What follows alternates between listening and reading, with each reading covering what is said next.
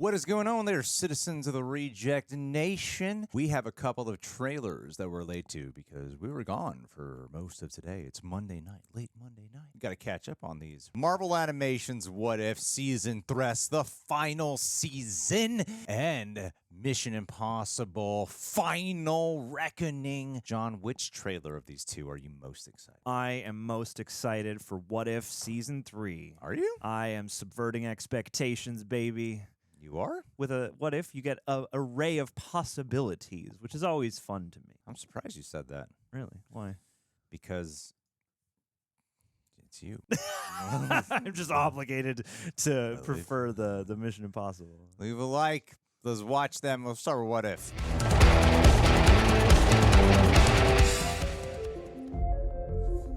Cap. Marker. White Vision. White Vision. Nebula. It's going to be Blade Runner Nebula again? Name people. Whoa. Let's begin. Up for an adventure? Shang-Chi Cowboy. Let's go. Oh, that'll be fun. And the bump. To understand. Oh my goodness. To see. Nice. What exactly are you proposing? It's showtime. Here we go! Yeah, Howard, the duck. Are you kidding? I'm a duck. I was born to fly. Strap in. Yep. Move over. You got this, Stars. Dormammu. If we all go down, Zeus. You got Russell Crowe the back. world will be left defenseless. Oh, nice. This is the shot we have. We may not get another one. Dang. Let's finish it. Metal Gear. Oh, we're good to go. Red Guardian. Henry. Avenger, assemble. Whoa. Captain America's bringing them together. Nice.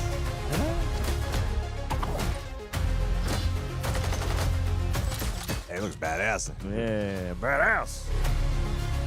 Light 'em up. Oh, cool. Oh, nice. Guns.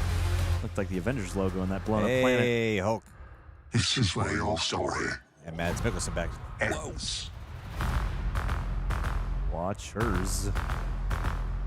I wonder what the through line is on this. With some mysteries, the only answer Georgie, got her.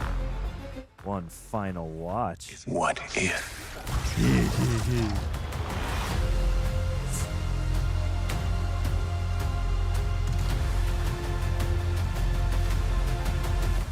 Maybe it's time that we called in some help. Oh, is she back? Yeah, I saw her earlier. There she is. I am Storm. Nice. Cool. Mjolnir. Oh, that's cool. I heard Storm was in it. I didn't know about the Mjolnir, though. That's cool. There you go. That's a good what if scenario. Oh, awesome. Good. It's good. Well, that looks like a really good final season, I suppose. I liked the season 2 a lot. I thought that was a massive improvement over season 1. Okay. And I feel like that was kind of a common opinion. Not everyone, but a pretty good amount of people kind of thought the same. And this looks like a really fun time. I'm excited to see that this is, I think that's the same voice actor who played Storm in X-Men 97. So One would it would hope. be cool to bring her over.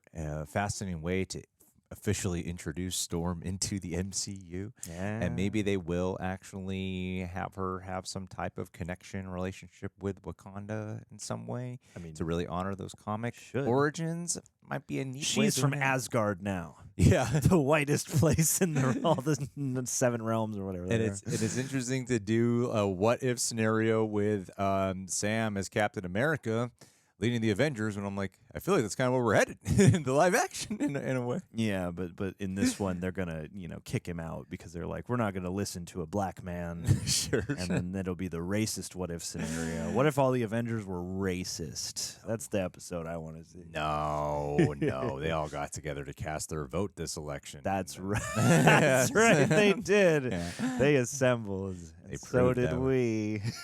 I don't know what the through line will, because that's where you always end up finding out with this what if stuff. It Yeah. seems like the through line might actually be with the Watchers this time. That would make sense to me, just because if this is the culminative season, like, it's interesting to me that they should choose to end this, and I get that, like, This story with costs money. infinite possibilities. Yeah, this anthology series where you could do anything you want anytime Yeah. seems like a weird one to call it quits on. I understand there are financial and viewership considerations that are probably in play, but it would make sense if, because the Watcher has been your through line for so much of this, and they have done things in the past where they'll acknowledge his realm and sort of the perils that exist there as he peers in on all these stories. So I'm like, if you did something where, like, the rest of the Watchers descend, or they, I bet they're literally going to pull the plug on all this somehow. Like, I think that's fun and could potentially be like a meta thing to do.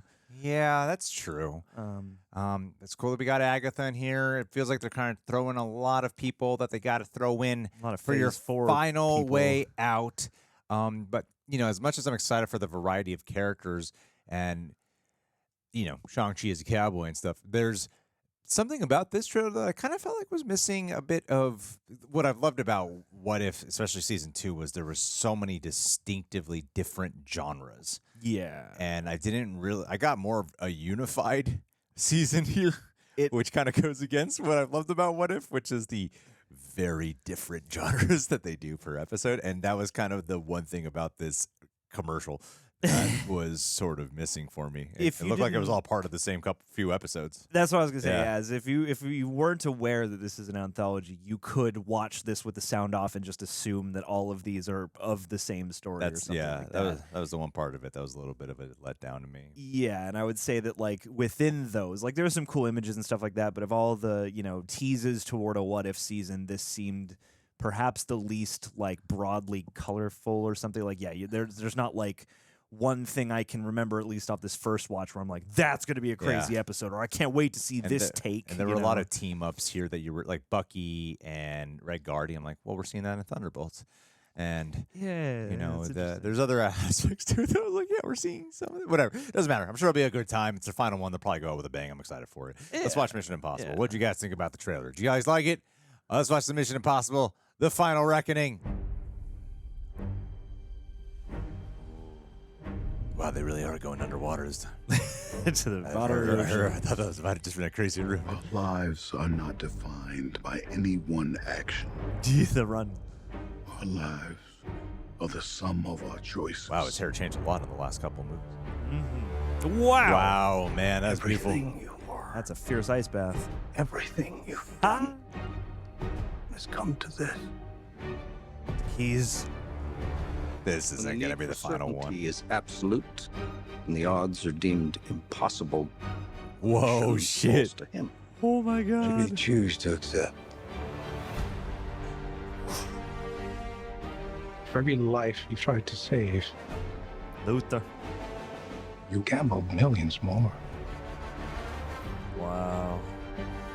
Oh, these things are crazy. Every living soul on Earth. The submarine shit is going to you're so excited. Yeah, boy. Wow. That's the pattern, isn't We're it? going to have the big running scenes. He's going to run on water in this one. He's gonna run so fast. Hold close. He's gonna run off a cliff and just keep going. What is going on in that water? Yeah. So much running. Oh. Which wire to cut? Shirtless fighting, baby. Another close-up knife gag. Wow. Always Yes. on the right side, brother. I have no regrets. Did they crash a real submarine?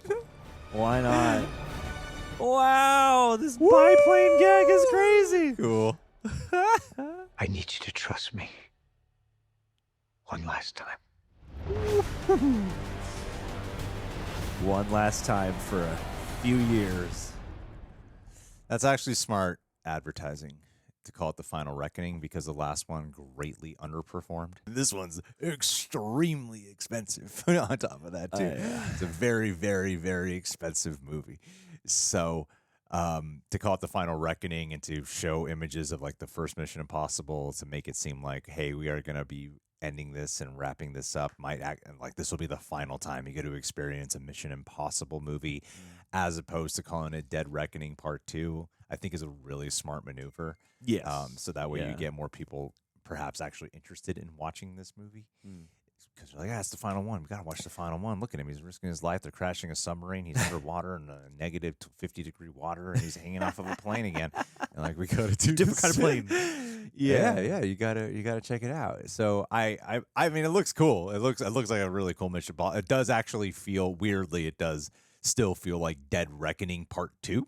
Well, which is what it was supposed to be originally. I think that's what's clever about the title is you get to have your cake and eat it too. It is in reference to that, but also you could argue that even though clearly there are things back from that previous movie, this could be the last one, and then we'll see how well this does and how I think this has to jump 2 hurdles. It has to be financially successful, A, and then B, if everybody loves this movie, they could stop.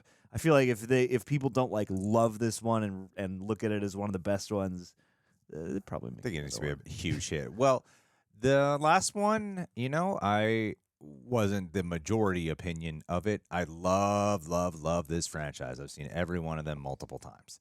And I wasn't a big fan of the last one. And I love the action. The stunts are all that stuff is great, and there's great acting in it too. But the story itself, because I'm one of those people who actually likes the story and the stuff surrounding the action, and not just the action. And I thought I want to follow along, and and there was actually a lot of, and weirdly, much later when I started hearing people actually sharing that opinion after its release. So I'm hoping that this one is able to kind of deliver on that, because this trailer is incredibly reminiscent of the Dead Reckoning trailer. It's like the same kind of edit. This has well, that's one thing I am a bit concerned it about. doesn't have that Mission Impossible dun dun dun dun dun. It doesn't have that fun adventure side. They're still leaning into the exact same tone. Yeah, it's interesting because this does feel like they have found the formula for what a Mission Impossible teaser trailer is supposed to be, and I think there's a weird conundrum here because this is a franchise that you want to play a certain amount of hits spiritually, but you also want to be wowed and transported with some new crazy harebrained, stunt or whatever every time. And I feel like that is truly the reckoning that is happening for the Mission Impossible franchise right now, is we know now how capable they are of doing these death-defying acts, but we're also somewhat used to that. Yeah. So this is getting you with a whole bunch of different locations and a whole bunch of different potential set pieces and whatnot, and it's got that thing where Henry Czerny narrates very solemnly over just score elements, and we see a lot of cool intrigue. It's not bad, but it is one of those things where I feel like they do need some fresh thing to enliven this, and far be it from me, all respect to Christopher McQuarrie, and you really like the last one.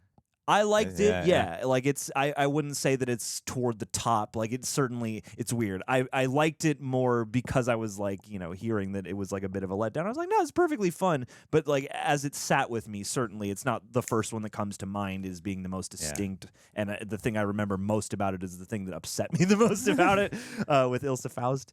That my wife left the theater. I was legitimately oh no, that. I wanted that to be a fake out so bad. She left the theater. I thought that was bullshit. That was actually a bullshit.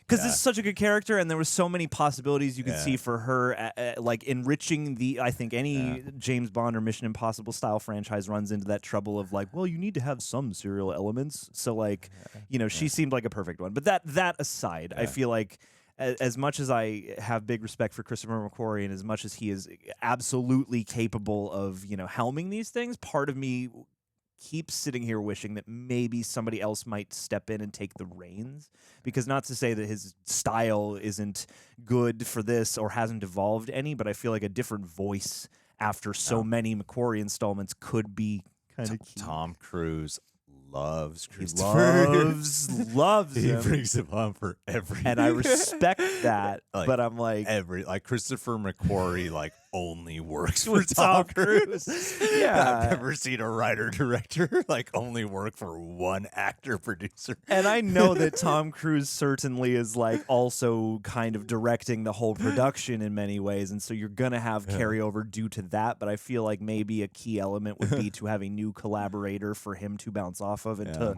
might be healthy for Christopher McQuarrie at some point in his life. it's like a lot of without Tom Cruise. Yeah, it's like a lot of these franchise or take one off and come back or something. Just like a lot of franchises get to this point where you're like, this is fine and even good in a lot of ways, but it's like stagnating on a certain oomph, you know, that it could be. But I'm not gonna lie, man, that submarine shit, like I've never really been excited for anything related to a submarine and a movie. No Red October I'm not the submarine You ain't genre hunting guy. shit. I'm not. I've never been interested in like submarine movies. And granted, I have never really given them a shot. Who knows? I might love Hunt for Red October.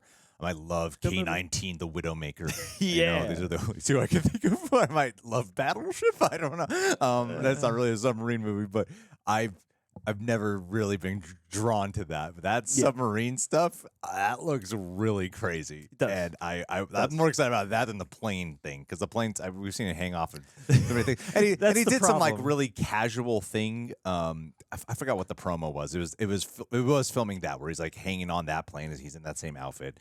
And he just flies off and he's hanging on it. And he did it like so calm and so like breezy and like, I'm just hanging out on this plane. And so it's kind of like already kind of undercut the tension for me of that. Because I already saw him doing it in a way that looked like he was just having a good time. And but the submarine thing, that looks terrifying. That looks really scary and beautiful and like difficult to capture and very expensive. So I'm looking forward to that. That part looks really cool to me. They can't, you know what I realized? They can't stop this franchise until they get to shoot in space. It's true, and he does a lot of running in this trailer. Yes, he does. And I mean, do we not have certain ensemble players back? Are they? No, you see them all. Okay. People are really excited for it, as they should be. I'm excited for it. Yeah. I am. All things. I'll always be happy all things to watch aside, I'm like, if it's a freaking Mission Impossible Tom Cruise movie, like, why would I not be excited for it? I'm going to be excited for it when it comes out. It's still one of the most consistent franchises. Yeah, it's still a pretty amazing franchise. All right, guys. Well, what'd you guys think of the Mission Impossible trailer? We'll chat with everyone relatively soon in the near distant future. Bye, everyone. Bye, everyone.